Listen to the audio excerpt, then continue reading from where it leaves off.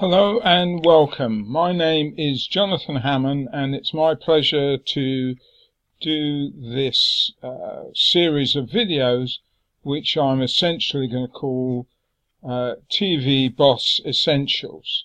So the idea is, though you do have the tutorials in the members area, I'm going to be going through this in a more of a step-by-step fashion and in the order that I suggest you do things. That way, as you work through things, you'll find, I think, that things knit together better rather than, jumping all over the place perhaps and just adding to your confusion. So you see on the page here I have really the first 5 things that I recommend you do, and I pretty well would do them in this order. So the first on the list is the Roku device and account. So let me just go over to Roku. Sorry, that's eBay, that's a different page. Okay, so here we are on the Roku site, and what you need to do first off is to have a Roku device. Now that can be one that plugs in to your TV set, which is normally through what we call an HDMI connector. So it needs to be a TV which is probably say less than about 8 years old. Certainly pretty well all the modern ones, new ones now, have one or more HDMI connectors. So if I just scroll down here, so you can see this is on the how it works page. So let me just load that up again so you can see that it is this page. And then the easiest way is, once you've got your device, assuming it's not built into the TV, but because there are some TVs now that have Roku built in,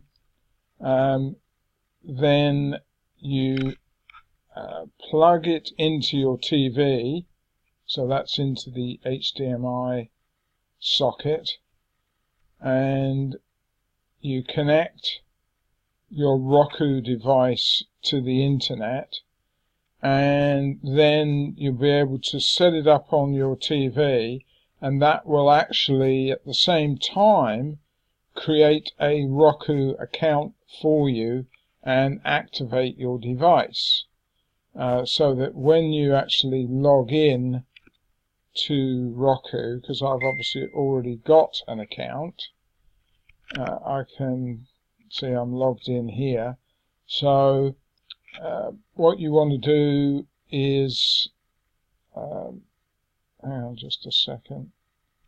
Right, okay, so I'm going to log in again. So if you didn't have an account, you could just go to I'll just show you from the front page. You can just go to the sign in, and then that would take you to the page like this, where you can sign in on the left side or create an account on the right side. But to say, if you've already got a device, that will have already done that, and then when you log in it will want you to add a payment method, albeit that's only going to apply if you subscribe to a channel or you buy some other item. So let me just log in again here, because I think it had timed out. Just wait for the capture to load, and then I can sign in. And then in your case, yes, you'll be able to access your device here as well. So that's this sort of page here, which said will have your details in. But what you'll want to do as well, and you can see it's got my device here as well, and then I actually linked it in October last year. And you can also link a device this way, but generally I prefer just to plug it into the TV and do it that way. Then what you want to do is come over here and go to developers. Now if you haven't been to developers before, it's going to want you to sign up, and so you would just do that. But this is going to be where all the magic happens for you, because like you have a developers dashboard. Won't go into that now, but I just wanted to show you, yes, get your Roku account and your device and connect those up. Then let's go back to my list here. Okay, so I'm now talking about the TVBOSS software. So again, I'll come back here and I'll just go into the members area. Yours may look a little bit different to this. I have quite a few of the other products that are sold by C-Point as well, and I in fact have the white label, so yours might not say white label, it might say single site or agency or something like that, and then you just click the access button. So I've already got a window open for that, which is just here. So again, this may look a bit different. I'm not going to go through this now because I don't want to add to your confusion. All I really want you to do is download these two files. So that's the TVBOSS and also the TVBOSS upgrade. So it may appear slightly differently in your members area account, but for now those are the only two things you need. So I'll go back to my list. Number 3 is a video streaming. I recommend, as does Dr. Alex, that you get a Vimeo Pro account. And some of you may say, well, why Vimeo Pro? For one, you need to have URLs that are MP4 files. So you do actually need the Pro version to get those sort of links. Obviously the free version won't work, the Plus version won't really work, and additionally they consider your use of videos as commercial use.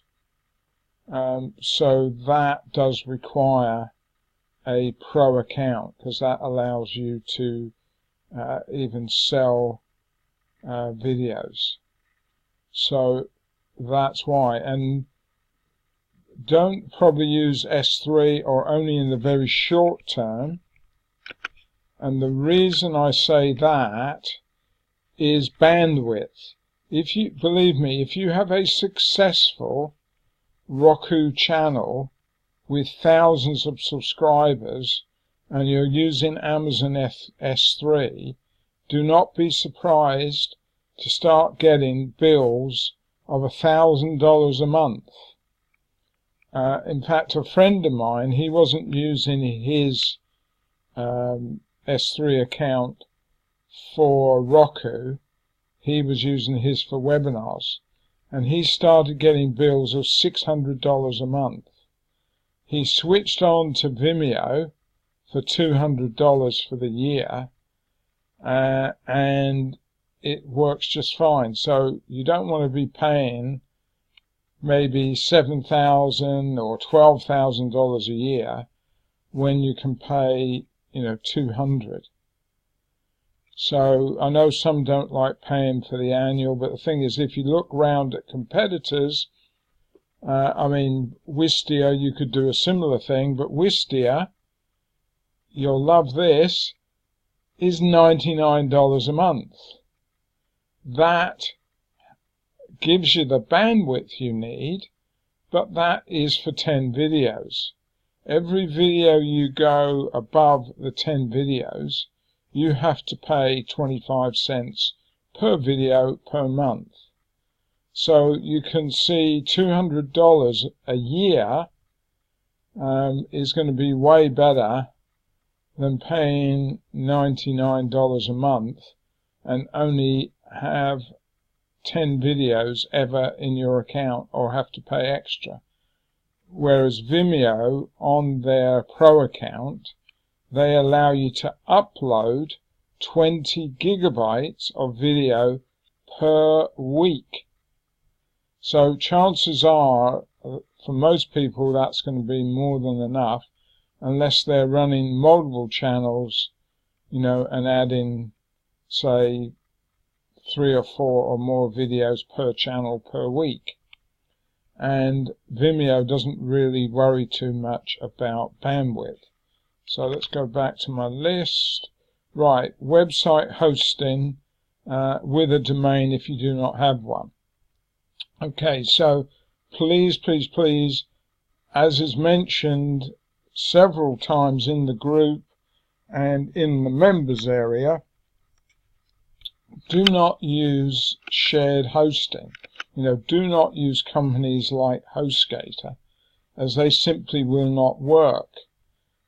Because, see, your images are going to need to be rendered from that account. Your videos, you're okay, because those go through Vimeo. So there's, real minimal use inside your TVBOSS software install for that.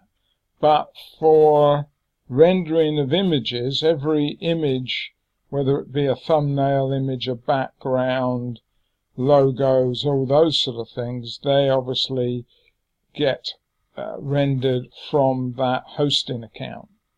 So if you have hundreds or thousands or tens of thousands of subscribers, you can see how heavy the load is likely to be on that hosting account.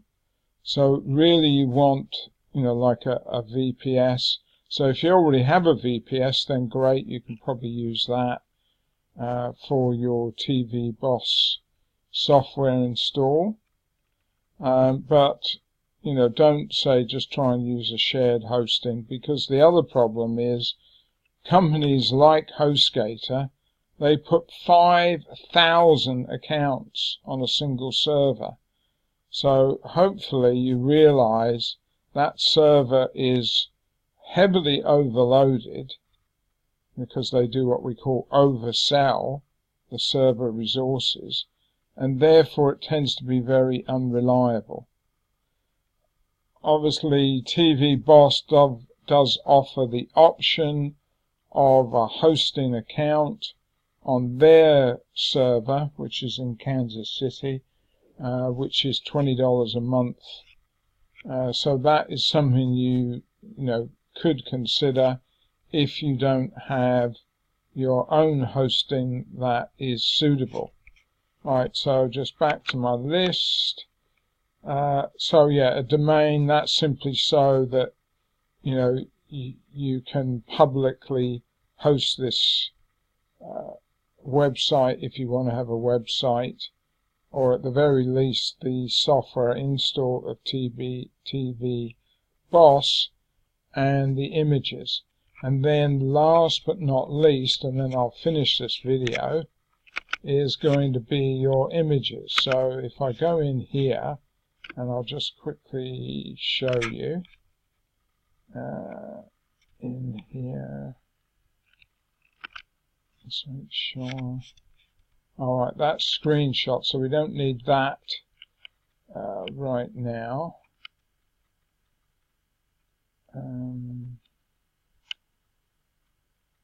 Oh, branding, that's the one, I think.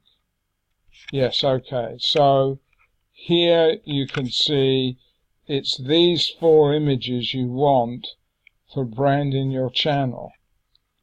So that's something that I suggest you do. You can download the sample screenshots, which give you the sizes. I think I may have it in another document here. I'll just quickly see if I can find it. I think it must be on my other computer. but I'll post that in the group. But essentially you've got something like a full HD 1920 by 1080, which is like this shot here. Then you've got this splash image, and you've got two logos, one logo there and then what they call the small logo. So those are the four images that you'll want for each of your channels. So that I think covers this first video, which maybe is a little bit longer than I wanted, because I normally like to try and keep these very short, but I did of course cover at least 5 different things.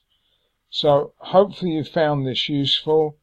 Do comment in the group, encourage other people to join us so they can get the value out of this training as well. And do make any comments, whether they be positive or negative ones. Thanks and bye for now.